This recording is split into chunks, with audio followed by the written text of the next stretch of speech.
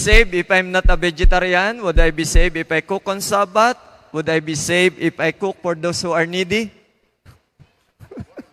Okay. If I cook on Sabbath, well, let me come closer. Will I be saved? If you read Exodus 16, verse 26 to 30, God told the Israelites, "Seethe what ye shall seethe today. Cook on the preparation day, because tomorrow, the next day, is the Sabbath." Ellen White tells us there is to be no cooking on Sabbath. But the Bible said that. She does say you may warm the food. No cooking on Sabbath. Now, the question is, will I go to heaven or hell if I cook on Sabbath? People are lost for disobeying God. We are lost for disobeying God. God told the Israelites, the food you prepare on Friday will remain fresh on Sabbath, because there's to be no cooking on Sabbath, and the food remain fresh. God is the same. Can he keep your food fresh on Sabbath if you're cooking on Friday? Yes.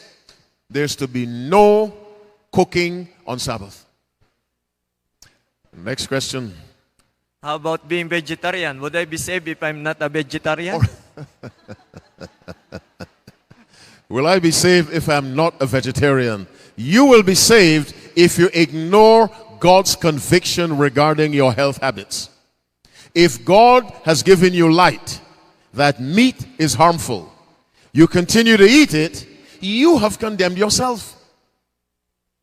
Are you with me? Here's what John 3:19 says. And this is the condemnation, that light is come into the world. Now, has the world received light regarding diet? Yes or no? Yes.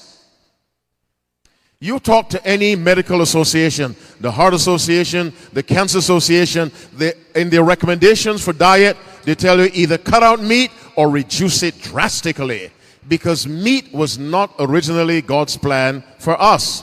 Genesis 1:29, and God said, "Behold, I have given you every herb bearing seed which is upon the face of all the earth, and every tree in the which is the fruit of a tree yielding seed. To you it shall be for meat. Even for the animals they were to eat vegetarian meal."